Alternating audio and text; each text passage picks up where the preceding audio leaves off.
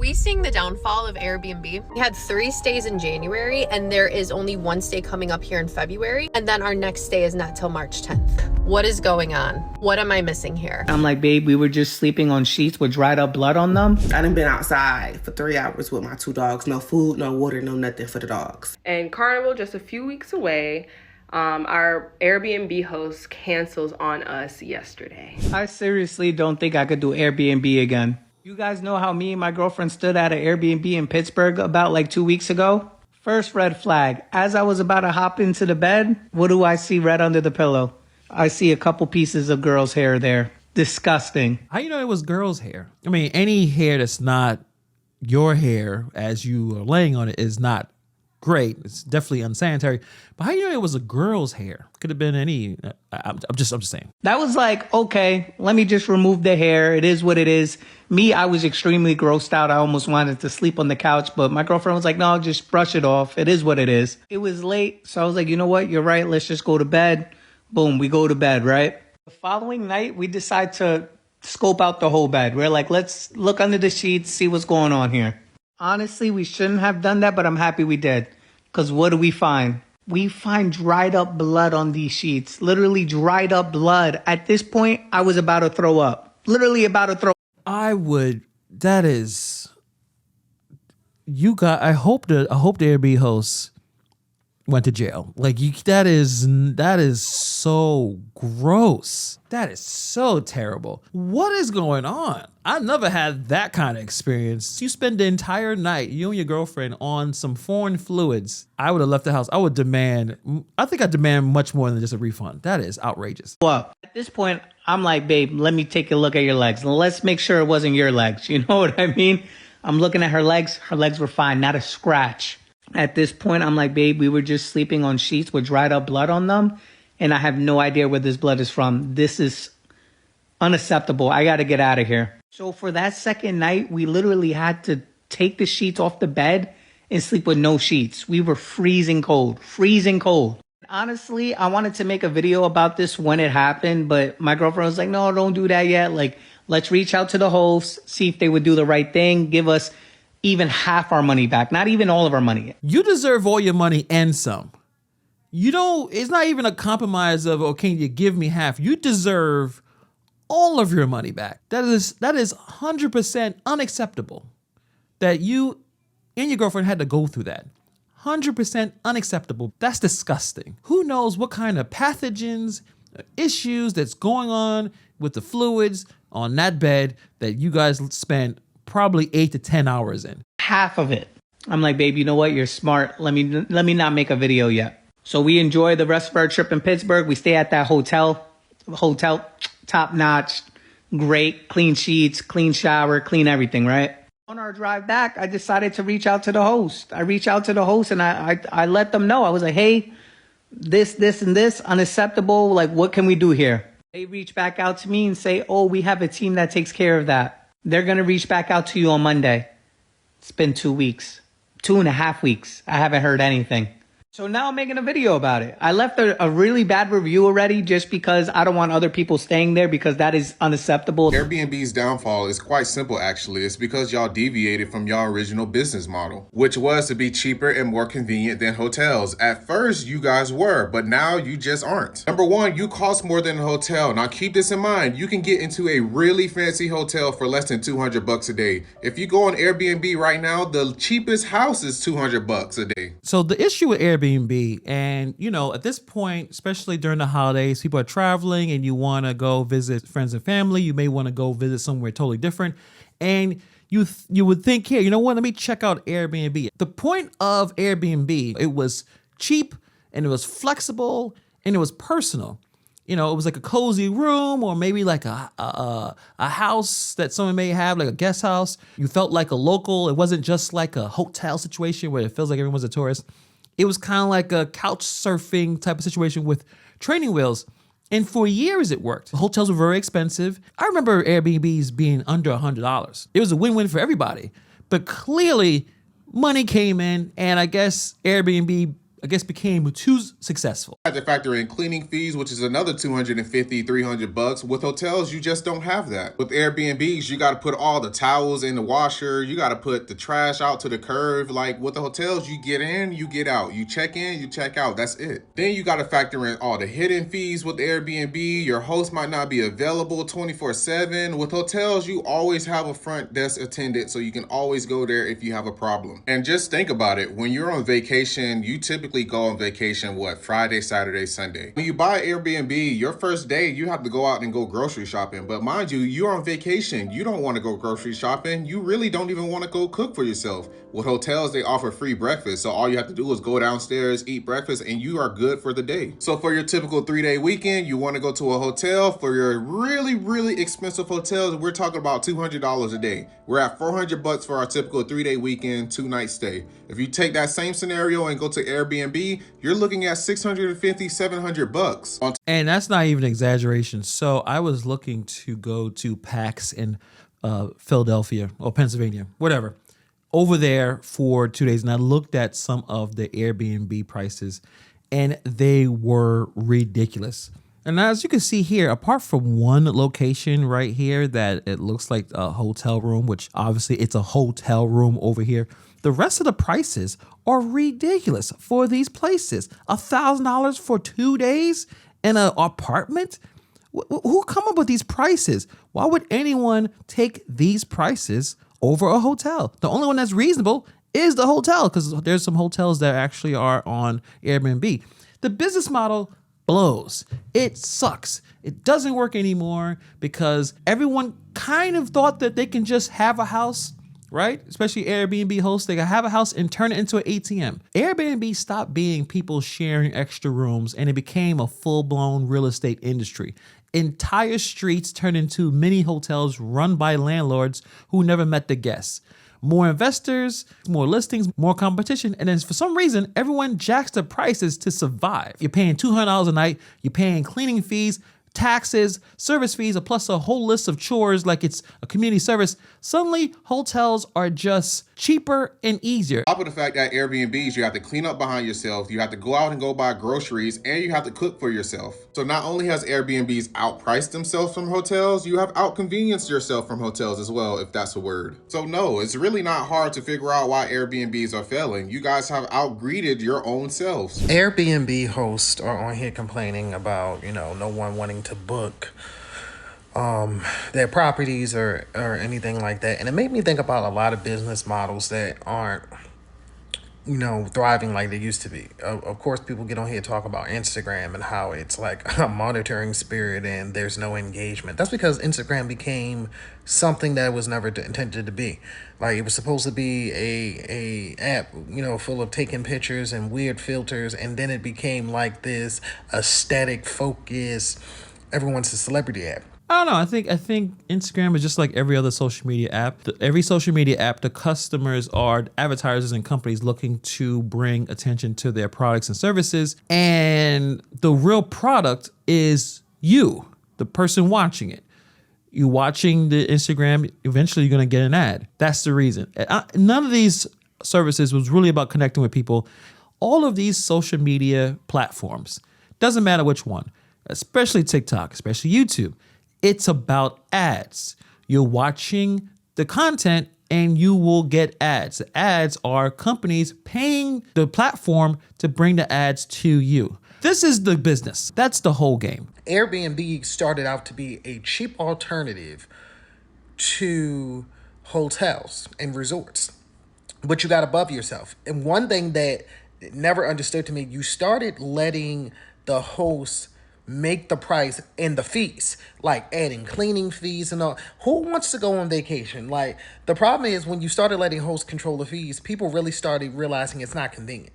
At a hotel, that's the convenience of the front desk. It might be free breakfast, free concierge. Maybe they'll order you, have the information that you might need for a car service, that type of thing. With Airbnbs, Some of these, they want you to clean. They tell you can't have people over to your own Airbnb. They have cameras in weird places. They're monitoring you like you're a child. You have become the big brother nobody wanted. That's a good point. And I guess it's time for me to talk about at least my experience. I've used Airbnbs actually since the pandemic. That's the first time I actually used it. And I remember me and my family, we kind of wanted to go somewhere, but we wanted to go away from people because obviously at that point it was the pandemic. People were not cool with meeting each other. So we wanted to actually go away up in Pocono somewhere really far away in a house and just kind of chill in the house. So you was able to rent the whole home. And that was a fantastic experience and it was very cheap. Back in the pandemic, you were able to get a really great home, multiple floors, out in the deck, looking at deer. You know, I'm in New York City, so we don't see a lot of wildlife unless you see a pigeon or a rat. So it was cool experience. But now, years later, at least with my situation, bad experience I had with Airbnb, the cleaning fee was over $200. This person had a laundry list of things you couldn't do. All that's fine. Can't smoke, cool. But after you're done with your stay, I had to take the garbage, put it in my car, and drive it to another location, a dump. I had to do that. Also paying a cleaning fee. By the way, the beds were terrible, very stiff. The beds were uncomfortable. And then the last point is I brought a dog. It said it was dog friendly, but the problem is the person didn't put the fee in there. So during the stay, I was told I had to pay $75 for this dog. And I thought, well, you didn't put the fee in the beginning. It would be nice to know how much it costs. But it didn't happen. And I understand if you own a property, you're going to be really protective of your property. But if you're too stringent, if your anxiety is too strong where you can't handle people that you don't know being there, then don't bother. Do another business.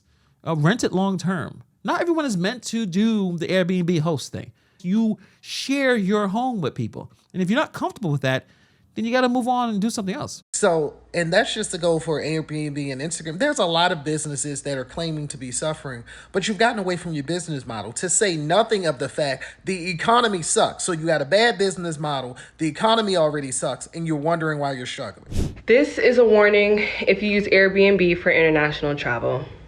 My friends and I booked a home on Airbnb in Grenada for Carnival this year, and we booked since last year, November 2024. We got the flights, we got our transportation for when we touched down on the island, we've got our costumes, all of our events all booked, and probably have spent maybe $15,000 so far. And Carnival, just a few weeks away, our Airbnb host cancels on us yesterday. And the reason he cancels is not because of emergency, but because of not enough business, as you can see from the screenshot right here. And based on Airbnb's terms and policies listed here, this seems to be a direct violation of that. So when I contacted Airbnb, they were like, we can give you $74. And if you know, there is nowhere in the world you can book anything for $74, and especially Grenada Carnival at this time. Places have been booked for months. When I looked at hotels, they are fully booked. Places are booked for next year's Carnival, at matter of fact. Yeah, I think Airbnb could have done a better job of handling that situation. Also, I guess the host canceling in the last minute, like why cancel now? Like that sounded like something shady on that situation where that person was either they wanted their spot back, you're gonna hang out in Carnival, or family, or something happened, and instead of just taking their money, they was like, well, let me bring my friends, my family over. Well, I'm not getting enough business, but I'm gonna cancel one of the biggest events in that country in that time with someone willing to pay. It doesn't make any sense. I think that person wanted the house for their own reasons. So then a senior case manager offered us $159, which is not close to anything of what we need to book any reservation in Grenada at this time. The only options in the original city of St. George's on Airbnb start at $9,000 and go up to $50,000. But they suggested another stay in the city of Grenville, which is almost hours away from our original accommodation in St. George's, which is honestly a joke. And I'm sharing this because this is exactly where Airbnb's could have stepped up, but they didn't. That's is a good point. I haven't used Airbnb for international travel. I think I probably will use hotels for international travel. I probably will just stick with the hotel. It's for safety reasons. There's actually people around. There's the locals you can actually talk to. Obviously, the other stuff you don't have to worry about with some of the breakfast or dinner, other accommodations. I probably would not get an Airbnb if I'm going to travel abroad. But let me know what you guys think about that. My buddy called me up to let me know his Airbnbs are making no money at all. And he's losing money, and he's desperately trying to sell them down in Florida and wants to know what he should do. This is the same guy that called me up and said, why are you telling people to get out of Florida and sell in Florida? And this was 2 years ago. I said, I warned you. I told you what was coming. And now you want to know what you can do? You're too late. The economy is really, really bad. I think at this point, people don't have a lot of money to do anything. For some reason, I get a lot of videos on my feed about Las Vegas, even though I have not been in Las Vegas at all, but how no one is going to Las Vegas. Very expensive. You have to pay for parking in the hotels. Water costs over $5. So I've heard maybe $9 for water. They're nickeling, diming every single aspect of your stay in Las Vegas. And this is the kind of situation that's happening in all these industries, especially the Airbnb industries, where you got to pay all these fees. How things can get oversaturated. Airbnbs have more listings than houses in probably some of these states. That means there's too many rentals chasing too many guests. So when the hosts panic, they may lower the prices, but they also can't lower them enough to compete with the hotels. So they're getting stuck holding the bag. And when the economy is going into the direction it is, I think many of us believe that we're going into a recession, or we're already in a recession. Who has time to spend money on Airbnb? If you absolutely have to travel, you're going to try to find the cheapest way to go, and that's going to be with a traditional hotel. And also, hotels have points. They incentivize people to continue to use that hotel chain. Some of these hotel chains are international. To my knowledge, I don't think Airbnb have some kind of rewards, or maybe it does. Let me know in the comments. It's been a while since I used one, but I don't think they have a reward system. You're too late. Because the price that you have to sell at now, you're going to lose money. So you know what's going to happen to those 3 properties you have? You're going to lose them. Whoever rented the Airbnb to Leo Skeppy ought to be ashamed of themselves. I've been telling as many people as I can to leave Airbnb alone. There are specific use cases, especially if you have a large family and you want to have fun, you want to have a group together, you want to cook together, eat together, yada, yada, yada. I get it. And I'm not 100% against Airbnb because I do a lot of family trips with my family. So yeah, we do rent Airbnbs. But just off the experience alone, I would prefer a hotel. I want a valet park. I want complimentary breakfast. I want to be catered to. When I go on vacation, the last thing I want to do is the same shit I was doing at home. For the most part, when it comes to hotels, the benefits outweigh Airbnb by a mile. Especially because I'm not the type that's like, the room doesn't matter, we're not going to be in there. That's not me. The room most definitely matters. And if you ask my wife, she's going to tell you the same thing. So yeah, book something nice, get pampered, valet park your car, get the complimentary breakfast.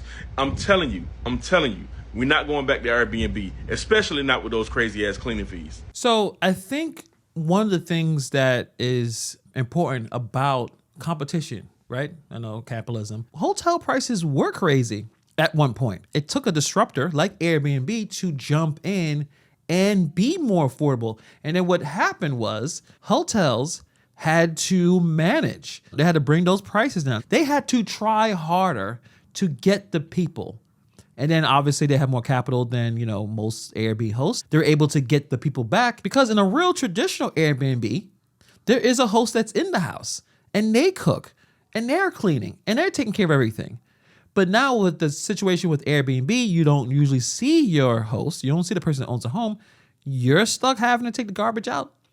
So there's the problem there. And also, it hasn't been discussed in any of these videos, but it's actually important. Local laws are destroying a lot of these Airbnb hosts. Cities crack down. There's taxes, permit requirements, night caps, right? Like certain times you can't do bans on whole home rentals. I think California just passed something about another heavy tax on top of the hotel tax. So the hosts in those places, they're completely done. And obviously, whoever's own these hotel chains, these corporate people, they're probably lobbying to their politicians, to their friends over there, so they can have laws that can shut down Airbnb so they can get their business back. And then most likely, the hotel prices probably shoot back up again. So for those that don't know, Airbnb right now is taking an absolute beating. There's certain states like San Antonio, Nashville, Denver, New Orleans, Seattle, and Orlando that have seen the biggest drops, but if you look at Tennessee, they're almost at a drop of 50%. Now I did some digging, and it just so happens that Airbnb has roughly 350,000 more listings than the active listings available for sale right now in the US. This is important because if this continues, and I don't know, let's just say landlords in these areas are not making the money that they'd hoped, and we see 15 to 20% of these Airbnb hosts start selling their listings, you're talking about a potential of 300,000 to 400,000 new listings entering the market at a time when the industry desperately needs it. So it looks like if you're trying to get a home, just wait a while, because eventually the person down the street was killing it with the Airbnb. If people are continually struggling to pay for the most basic of an essentials, they're not going to be renting that Airbnb. That means that owner is going to have to sell that home. I'm quitting Airbnb. It just doesn't make sense anymore. Something changed recently, and it is the nail on the coffin for Airbnbs in California. SB 584 is presenting a tax like I've never seen before, like higher than the TOT tax. That's kind of wild. Anytime you go to book a hotel or a short-term rental, you're already taxed a transient occupancy tax, and it's usually around 10%. And this new tax is on top of the transient occupancy tax. Hotels and short-term rentals bring in a ton of money for our city. The tax money is to go towards building affordable housing units. Currently, the city only spends $3 million of their budget on an affordable housing reserve. Most of the money goes to general government and the police. It all sounds really great in theory, but will it actually work? And what am I going to do with my house? Well, California is always great to make taxes, and let's see if that actually is going to work and get more affordable housing. I'm going to guess, no, it's just more money given to the government where they're going to do what they want to do, not be transparent, and probably just push a lot of people out of business. But that's just what politicians do. I see people say all the time they would never rent with Airbnb ever again. They'd rather just go to a hotel. I didn't know why until now. Here's a story time on why I would never stay with Airbnb ever again. So I decided to book an Airbnb Valentine's Day night, just stay for one night or whatever. And really nice house. Woke up the next morning, decided to have breakfast on the deck. Let the dogs play, eat my breakfast, drink my coffee, cool, right? So the deck had a door to go out and in, obviously, from the deck to the house. So I closed that door because I didn't want it was muddy outside. I didn't want the dogs like going in and out of the house, you know, dirtying up their floor or whatever. So I closed the door. Y'all, I try to go back in the house, the door's locked. First thing I think about is the fact that my phone, my keys, everything is in this house. All I have is my Apple Watch on me at this point. I mean, that kind of sucks, but I assume every door is slam locked. If I'm in someone else's home, like I walk dogs for a living, so I have access to keys, get the dogs, go out to walk. I assume everyone have their door slam locked. I don't know why people do slam locks. You would always eventually get locked out. I mean, she's renting a place, but still, even people who own, I'm sure in the comments below, some of you have, or many of you have your door slam locked because you may forget to lock it. Most likely, the only person that's getting locked out is not the criminal necessarily. It's going to be you or your family member. Someone's going to get locked out of the house, and they should be an access point. But so I said, you know what? Let me go to the front and ring the Ring doorbell because maybe I can contact the host. Hey, I'm locked out. Are you able to come? Are you local? You have 4 people that host this rental with you, so maybe somebody that can come let us in, whatever. I'm ringing the Ring doorbell. Nothing. I just keep hearing, we're not available at this time. Please leave us a message on this Ring doorbell. Cool. I've left a message several times indicating that, hey, I'm renting this house out and I'm stuck. I'm locked out. I wasn't aware that your back patio locks. That would have been nice to know in the instructions if that was the case. I go back to the back patio and I'm just like, I got to figure this out. I got to get back in this house. I call customer service and they let me know this is a safety concern. Let me get you over to the right person. I'm on the phone for an entire hour waiting in the cold. It's about 40 something degrees at this point. I didn't plan on staying out here long, so it wasn't a big deal thinking about it. But for 3 hours, I had to wait outside. I noticed that there is a lockbox on the stairs of the deck to get into that deck door, which lets me know this happens quite often because y'all have a key right here. Look, I got a message because you have cameras outside your home, so you see my car still in your driveway. But you don't hear me. I've rung that Ring doorbell, y'all, about 15 times. No response. I get a message to my Apple Watch. Hey, this is the host. I noticed that you're still checked in. You're still at the home. Checkout was at 10. Well, first of all, I would have been gone per your instructions had I not been locked out. You're able to see your camera to let you know that I'm locked out, that I'm still at your home, but you're not able to respond back to a Ring doorbell that I know goes to your phone whenever somebody pushes that doorbell. Okay. I respond back like, hey, I've been trying to contact you via Ring doorbell. Phone is in the house. I'm locked out of your deck. I wasn't aware of the deck lock whenever I closed the door. He responds back and say, why didn't you call me? Well, Genius, if I could have called you, don't you think I would have called you 3 hours ago when I was initially locked out? The cleaners show up shortly after this man responds and gives me the code. Wow. Outside for 3 hours, finally got the code, got back in there, got the dog stuff, and we dipped. I sent a message to Airbnb, letting them know the concern that I had, that I was outside for 3 hours, and that was a big safety concern for me because my thing is, I should have been able to contact you via that Ring doorbell, and I wasn't. Airbnb responds and lets me know to contact the host so they know what's going on, see if we can try to come to a cool medium. So I request half of my money back, whatever, because I feel like that was a safety concern that ruined the whole entire experience for me. Host responds back like, well, this was user error, and if you were able to contact Airbnb on your watch, you were able to call me on your watch. I wasn't able to contact Airbnb on my watch. Little do you know, I had to call somebody to get the customer service number for Airbnb, in which I was very unsuccessful with that. They told me they were going to contact you, let you know I was locked out. Clearly, that did not happen either. Also, I rang your Ring doorbell. Did you not see that? The man tells me the Ring doorbell is for safety concerns, not to communicate with the host. So when you see me ringing your Ring doorbell, you just thought I was ringing it for shits and damn giggles? Yeah, that's a stupid host. I mean, that's a pretty terrible host. I never had something similar to that situation, but I would say the host should just apologize. They can go negotiate. I mean, she wants half the price for a 3 hour situation that if she had her phone, she would be able to contact. But it's very odd that you're able to ring the bell. You see a notification. You see the cameras. What is going on here? Like, it just, it seems like a really dumb Airbnb host. Like there's something missing with what is going on in the situation. He says I should have never closed the door to the deck. Well, in your instructions, make sure that you add, if you close the door to your deck, that it's going to lock on you. That would be very important. So he tells me that it's not his fault, that it's all my fault. I should never close the door, and that the Ring doorbell is not to reach the host. It's not for communication.